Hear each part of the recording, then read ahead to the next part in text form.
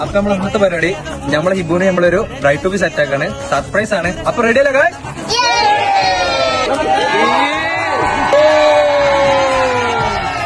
തട്ടും മുട്ടും